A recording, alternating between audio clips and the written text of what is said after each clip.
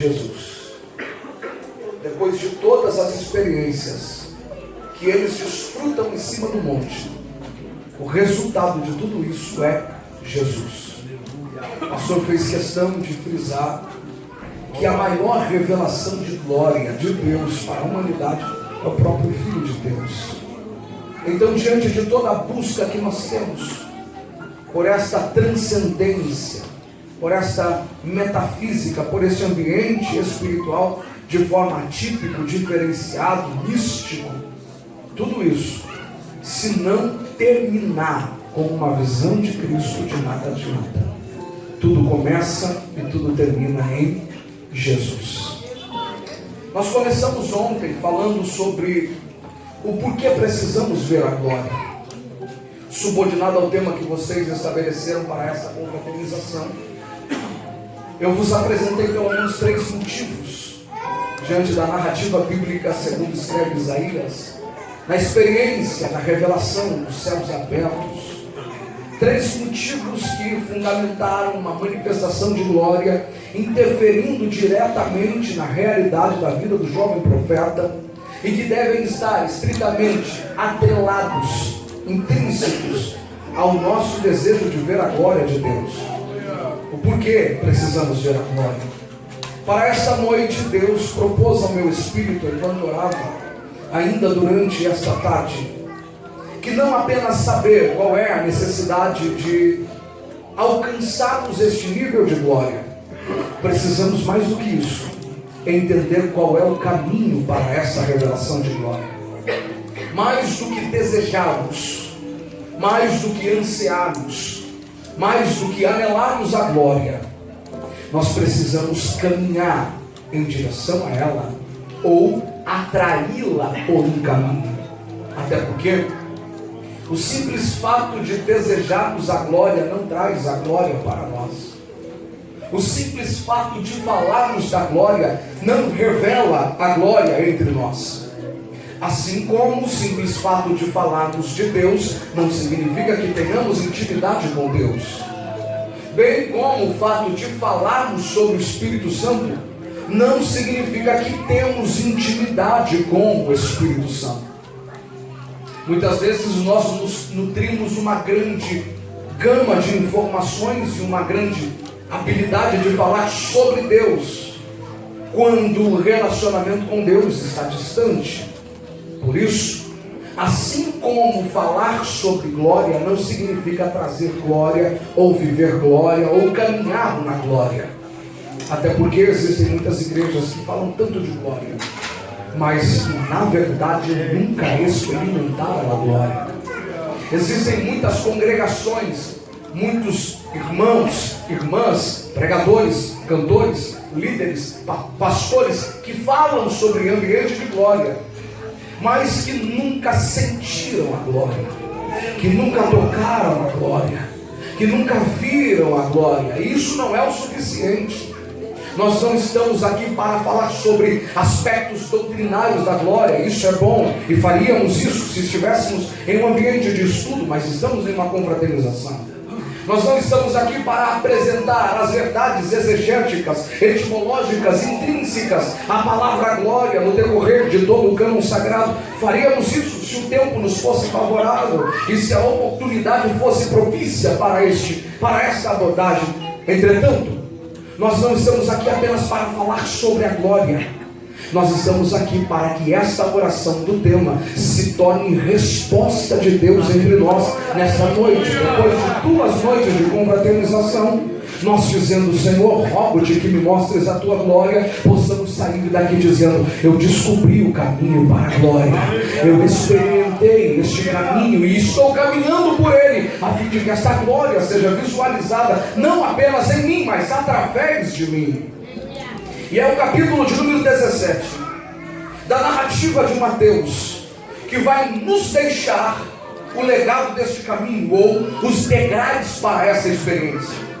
Até porque diante deste capítulo nós estamos vislumbrando a maior experiência de glória que Jesus fornece aos seus discípulos antes da sua morte e ressurreição. Em nenhum outro momento durante a sua trajetória pública do ministério de 3 anos e meio de Cristo, ou antes da sua publicidade ministerial dos 30 anos de vida, Jesus apresenta um nível de intimidade, de comunhão, de relacionamento, um nível de experiência tão intenso como no capítulo de número 17. Em nenhum outro momento Jesus mostra para alguns dos seus discípulos que aquele homem que sentia fome não era apenas um meigo nazareno humano, mas além de ser humano, era também Deus.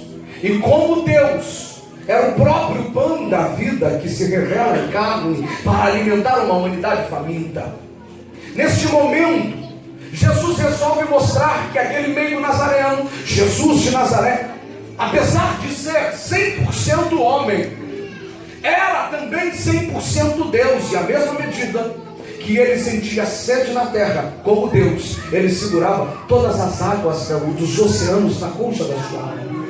Aqui, ele resolve se transfigurar. E a palavra transfigurar não está relacionada apenas a uma mudança externa, como alguém que resolve mudar a roupa que estava vestindo. A palavra transfigurar significa mudança de natureza, mudança de essência, mudança daquilo que é interno, daquilo que é intrínseco, daquilo que é originário, mudança daquilo que precede. Jesus, na transfiguração do monte, está mudando de natureza. O seu rosto começa a brilhar, as suas vestes começam a brilhar, e ele está mostrando que ele era Deus. A experiência é tão intensa, porque além de Jesus mostrar a sua deidade ou revelar a sua natureza divina para os seus discípulos, uma reunião da Trindade já acontece no monte. Uma fumaça cerca o ambiente de revelação, como sinônimo da presença do Espírito Santo. E mais do que isso, 3 discípulos visualizam um ambiente de eternidade, porque neste ambiente 2 personagens aparecem, um chamado Elias, o outro chamado Moisés. É interessante observar que os discípulos automaticamente reconhecem quem era Elias e quem era Moisés sem nenhuma apresentação prévia. Por quê? Porque naquele momento o próprio Cristo os estava conduzindo ao ambiente de glória.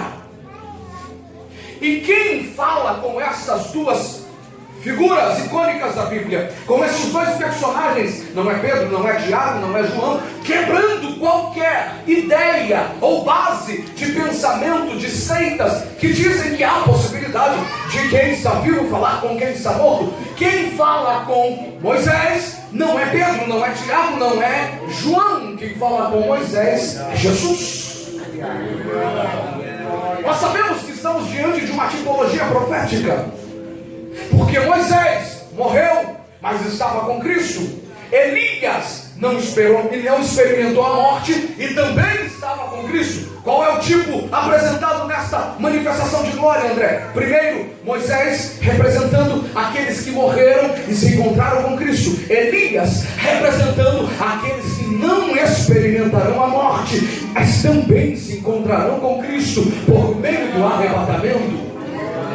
Mais do que isso, Moisés representando a lei, Elias representando os profetas, ambos conversando com Jesus, mostrando que tanto na lei como nos profetas o propósito central é Cristo.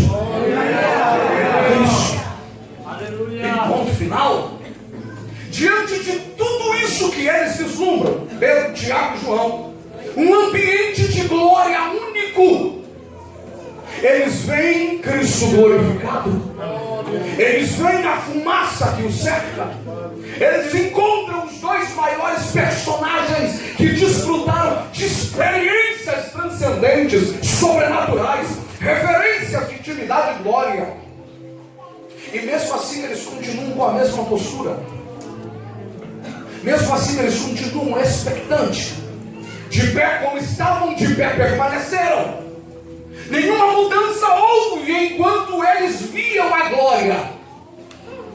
Nenhuma mudança foi gerada enquanto eles vislumbravam a glória. A vida deles muda. A postura deles muda. E com isso, o posicionamento diante da glória muda. Quando a terceira pessoa da Trindade resolve aparecer. Ou por que não dizermos a primeira? Lá estava o Filho, lá estava o Espírito Santo, mas Deus resolve ecoar a sua voz na terra. E naquela reunião de glória, a voz de Deus diz: este é o meu Filho amado, em quem eu me alegro.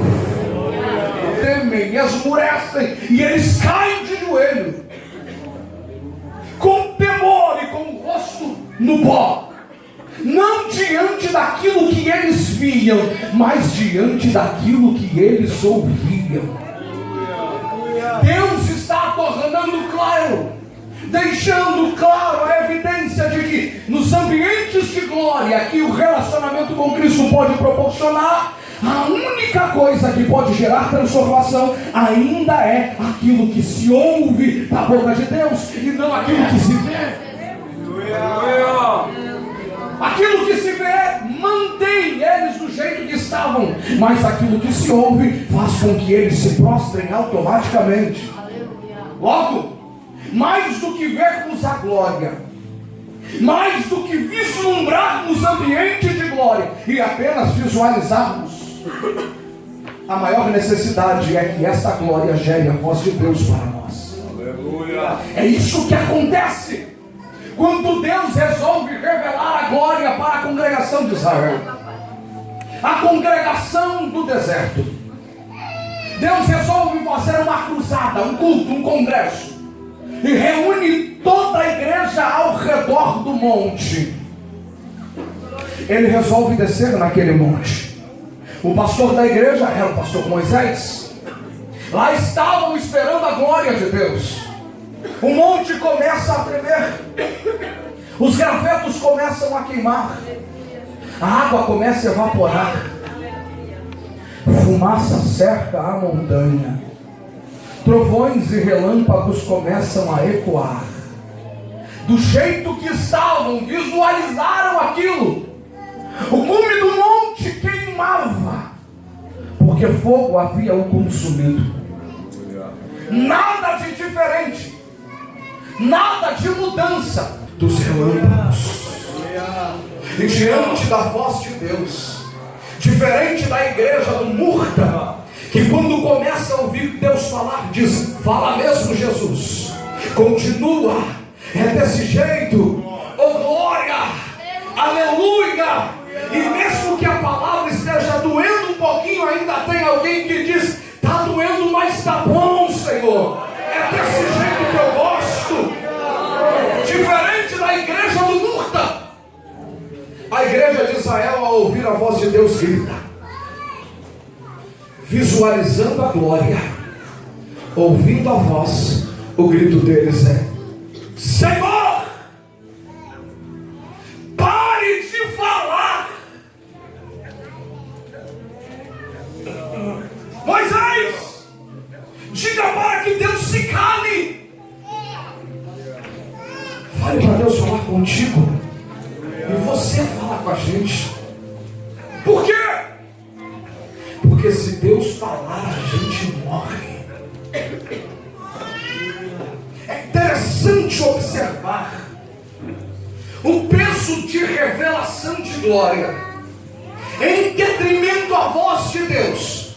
O que chama mais atenção é a beleza do monte, o fogo que queima, o relâmpago que reluz, os trovões que ecoam, o graveto que queima, a água que evapora, o monte que treme. Mas nada disso muda a vida de ninguém. O que faz eles sentirem temor ainda é a voz de Deus, ainda é a palavra de Deus, ainda é o que Deus fala, até porque Ele nunca disse que aquilo que a gente viria seria aquilo que a agente que expressaria em nós a nossa libertação. Muito pelo contrário, ele disse: aquilo que você ouvir, conhecereis a verdade, ouvirás a palavra te libertará. Nós vivemos em um mundo pós-moderno, marcado por diversas características que fundamentam o palco da manifestação do anticristo. Esse cenário social que estamos inseridos hoje começou a ser construído desde o final da Idade Moderna com o pensamento de homens como Friedrich Nietzsche, que mataram Deus no seu tempo, apresentaram a ascensão de um novo homem, um super-homem, tirando a ideia do sagrado, misturando o sagrado com o profano e apresentando o homem como centro da história, o homem como condutor dos seus passos. Quando se inicia este período chamado pós-modernidade, alguns pensadores pensaram, desenharam, acreditaram que a religião seria suprimida da sociedade. Alguns, como Voltaire, disseram que a Bíblia seria esquecida e se tornaria peça de museu. Outros, como Karl Marx, disseram que a religião era o ópio do povo e deveria ser excluída, e em pouco tempo a religião iria desaparecer. Tanto Karl Marx, como Voltaire, como Nietzsche morreram, e a religião ainda está de pé. Que eles falaram diretamente da Bíblia, dizendo que a Bíblia se tornaria peça de museu. Quem morreu foi eles, e a Bíblia continua se tornando um manual para quem quer caminhar para a vida eterna. Entretanto, diferente da modernidade, que desprezava a fé, que desprezava as experiências metafísicas, que desprezava a transcendência, que desprezava a religião, a pós-modernidade abraça tudo aquilo que é místico, abraça tudo aquilo que está ligado à religião, abraça tudo aquilo que está ligado à metafísica. A pós-modernidade abraça este sincretismo religioso. E na pós-modernidade, a religião tem a mesma voz que a ciência, que a razão. Isso fica claro todas as vezes que nós iniciamos o ano e vamos ver as reportagens, os jornais, as apresentações, onde pessoas são convidadas para falar as expectativas do ano. Você vai ver um cientista político falando sobre as expectativas políticas do ano. Você vai ver um economista falando sobre as expectativas da economia do ano. Ao mesmo tempo que um cientista fala sobre a expectativa do ano, que um economista fala sobre a expectativa do ano, você vai ver no mesmo programa um guru anunciando o que os búzios têm a dizer a respeito do ano, um religioso anunciando o que os guias têm a dizer a respeito do ano. Porque ao mesmo tempo que a pós-modernidade abraça aquilo que a razão diz, ela também abraça aquilo que a fé diz, independente de qual fé seja. Qual é o problema disso, André? É que a religião construída dentro desse ambiente pós-moderno é uma religião mística, que precisa tocar o espiritual, que precisa tocar aquilo que é transcendente. Não está nem um pouco preocupada em conhecer o que ela está preocupada em sentir. Não está preocupada em desenvolver níveis de relacionamento. O que ela quer é chegar em um ambiente onde aquilo que a sua alma deseja, a experiência com algo religioso, seja fornecida, custe o que custar. Isso não é novo. Isso não surgiu de ontem para hoje. É antigo. O próprio pastor Moisés teve que lidar com isso. Quando subindo no monte para receber as revelações da palavra, ao descer, encontra uma religião formada. A religião do bezerro de ouro. Como essa religião surgiu, André? O pastor Moisés não estava lá. O seu segundo lá estava, Arão. E Arão cede à pressão do povo. Que pressão é essa? Queremos um Deus queremos tocar em algo, queremos algo para a gente ver, para a gente visualizar, queremos algo que a gente possa sentir. Por quê? Esse Deus de Moisés está muito distante da gente. Esse Deus de Moisés a gente não vê. Esse Deus de Moisés a gente não consegue nem ouvir, porque a voz dele faz a gente pensar que a gente vai morrer. E de fato, quem ouve a voz de Deus tem um caminho, pelo menos de morte, para o velho homem. O que vocês querem então? Alguma coisa que a gente possa tocar. Já que é isso que vocês querem, é isso que eu vou dar a vocês. Me forneçam aquilo que eu quero. O que? O teu ouro. E eu te dou o teu Deus. Aleluia, Jesus. Que diferença há na religião pós-moderna? Onde as pessoas não querem compromisso com um relacionamento com Deus. Elas querem chegar em um ambiente de cumprir e pagar para ter aquilo que a alma sede, a alma deseja. Nós vemos as igrejas pós-modernas, chamadas de neopentecostais. É um milagre que você precisa para a tua casa? Não tem problema. A gente está aqui te vendendo aquilo que você precisa para chegar em casa com essa simples vassoura, mas a gente ungiu e você vai e o milagre vai chegar. O que você precisa? Eu preciso de portas financeiras. Então venha, nós vamos lhe dar um ambiente de milagres. Você paga essa chave, você vai levar para casa, carregar no teu bolso, e ela vai abrir todas as portas para a tua vida. Libertação. A gente vende para você o que você quer.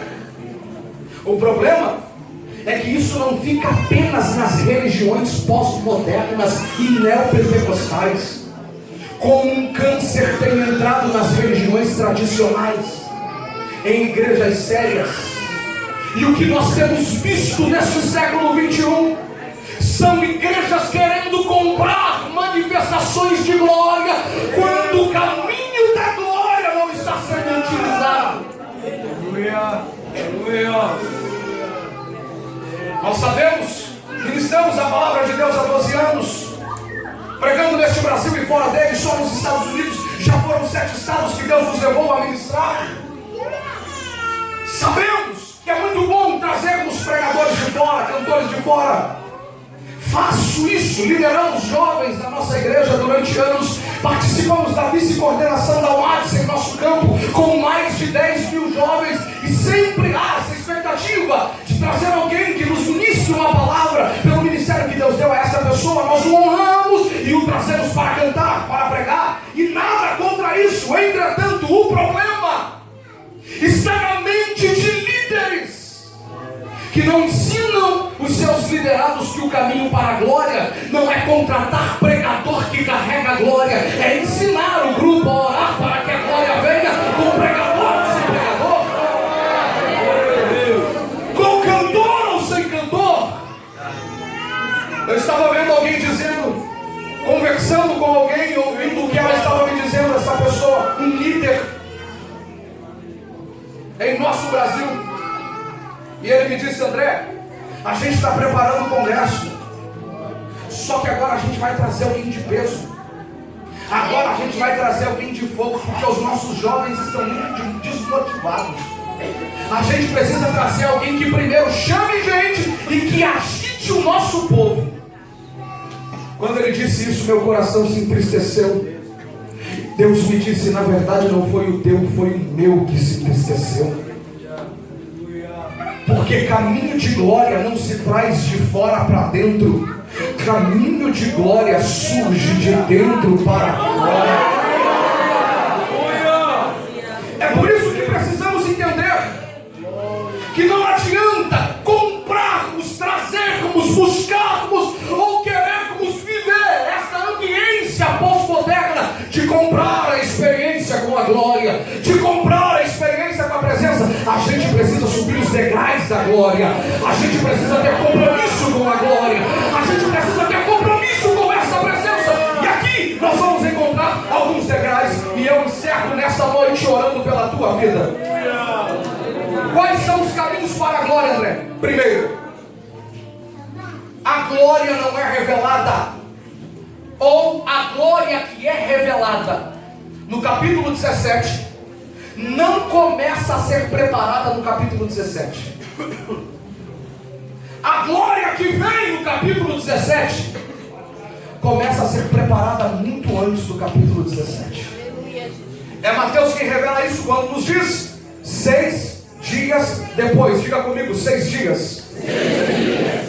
O que Mateus está fazendo aqui é criando um link de conexão entre tudo o que acontece no capítulo 17 com algo que começou a acontecer quando? 6 dias atrás. A pergunta que a gente faz, Danilo, é: o que acontece 6 dias antes, que culmina na revelação da glória 6 dias depois, pastor Adilson? A resposta quem vai dar é Marcos. Na harmonia dos evangelhos sinóticos, Marcos torna isso mais claro no capítulo de número 9, quando transiciona uma conversa de Jesus, falando do compromisso com o evangelho, dizendo que se alguém quiser seguir a Cristo, tem que tomar a cruz, tem que renunciar a si mesmo, tem que pagar este preço de renúncia. Quando Cristo muda a didática da sua fala e a pedagogia dos seus ensinamentos para uma revelação profética, Cristo olha para os seus discípulos e diz: alguns dentre vós não provarão a morte sem antes ver o meu reino chegando com poder. Jesus estava falando com os discípulos, sim ou não? Sim ou não? E mesmo falando com discípulos, duas verdades me confrontam. A primeira: se ele estava falando com discípulos, tudo aquilo que os discípulos haviam visualizado durante o tempo ao lado de Cristo estava sendo colocado em xeque com aquela promessa que ele estava dando. Por quê? Jesus estava dizendo: vocês verão o meu reino chegando com poder. Os discípulos não poderiam dizer: mas paralítico andar já não é o reino chegando com poder? Cego ver já não é o reino chegando com poder? Surdo ouvir já não é o reino chegando com poder? Que poder é este? O que Jesus estava revelando é que no caminho da glória, não importa o quanto você já viu, sempre existe algo novo para você. No caminho da busca pela glória, não importa o quanto os teus pés já estejam submergidos no oceano dela, sempre haverá degraus mais profundos para se descer. Sempre haverá experiências novas para se viver. Aqui eu estou pregando para pelo menos duas classes de crentes. A primeira, irmãos que já estão há 30, 40 anos na fé. A segunda, quem está há menos tempo, talvez 5 meses, 5 anos, 10 anos na fé. Independente, se você está há 40 anos na igreja, a palavra para você é a mesma para quem está há 5 anos, para quem aceitou Jesus ontem. Qual é a palavra, André? Independente do que você já viu, ainda existem coisas que os teus olhos não viram, ainda existem coisas que os teus ouvidos não ouviram, existem experiências maiores a serem alcançadas, existem níveis de glória maior a ser abraçado. O problema no caminho da glória é quando a gente se contenta com o que a gente viu, e o que a gente viu sustenta todo o nosso futuro, porque a gente já viu coisas grandes. O problema no caminho da glória é quando aquilo que a gente já recebeu é suficiente para toda a nossa vida. E Deus está dizendo: não, Moisés só ora pela glória depois de ver coluna de fogo durante a noite, coluna de fumaça durante o dia, rocha vertendo água amarga se tornando doce, mar se abrindo, e alguém diz: Moisés, tudo isso não é glória? Moisés poderia dizer sim, só que quanto mais eu vejo, mais eu quero. Quanto mais eu busco, mais eu anseio. Quanto mais eu quero, mais a minha alma tem sede. Oh, glória! Quanto mais você conhece sobre algo, mais aquilo vai te atrair. Quantos aqui gostam de acompanhar jogos de cricket? Quantos aqui gostam de acompanhar jogos de beisebol? Por que não gostamos? Porque não conhecemos as regras, não entendemos as sistemáticas dos jogos. O brasileiro gosta de acompanhar futebol. Eu não tenho afeição pelo futebol, nunca gostei, mas o brasileiro gosta de acompanhar futebol porque entende. Quanto mais você conhece sobre algo, mais aquilo te atrai. Qual é a tua área de conhecimento, de formação? Alguns vão dizer, eu gosto de medicina, eu gosto de saúde, eu gosto de educação, eu gosto de segurança pública. Alguém como eu, que já integra há 7 anos a Polícia Militar do Estado do Paraná, todas as vezes que paro diante de instruções e treinamentos táticos, os meus olhos brilham porque aquilo faz parte da minha realidade. Por que, André, você está dizendo isso? Porque isso reflete a oração de Moisés. Quanto mais ele busca, quanto mais ele conhece, mais ele continua buscando, mais ele continua buscando, mais ele continua buscando. Porque muitas vezes não queremos a glória, porque não conhecemos ela. Porque muitas vezes não queremos mais do Espírito Santo, porque não conhecemos ele. A hora que a gente descobrir que a gente dobra o joelho para orar agora, e daqui a pouco ele responde, a gente vai dizer, continua orando, vou continuar orando. A hora que a gente descobrir que aquilo que a gente tem no coração colocado nas mãos dele, a gente não se preocupa mais, porque ele faz por nós aquilo que a gente não pode fazer, a gente vai continuar colocando. A hora que a gente descobrir que não precisa fazer força, o que é nosso, se estamos na presença de Deus, vem para nossa mão, a gente continua dizendo, Senhor, vou permanecer na tua presença.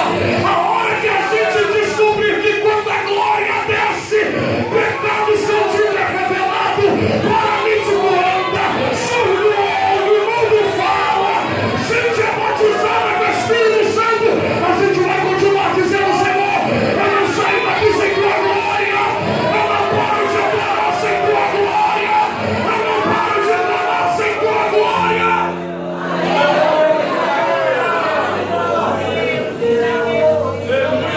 Segundo degrau e segundo segredo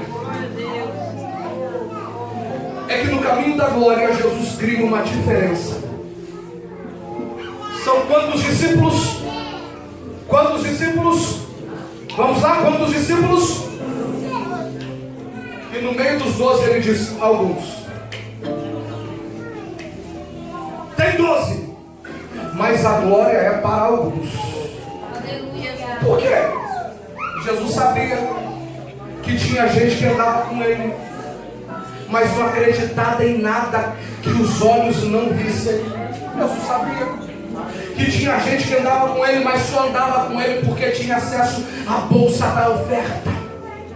Jesus sabia que tinha gente que andava com ele, mas do mesmo jeito que andava com ele, não tinha sede por ver mais dele.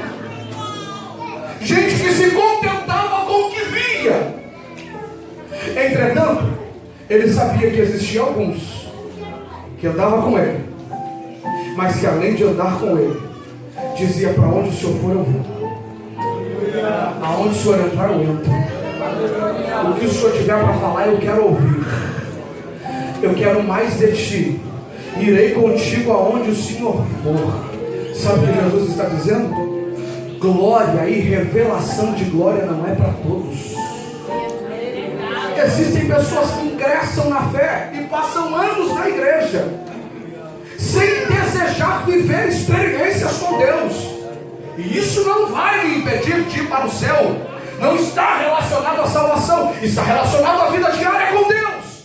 Gente que se contenta apenas com entrar e sair do culto, entrar e sair da igreja, os louvores já são suficientes, a palavra já é suficiente, ela se relaciona apenas com aquilo que a igreja lhe proporciona ou fornece a ela, e ela está satisfeita demais com isso.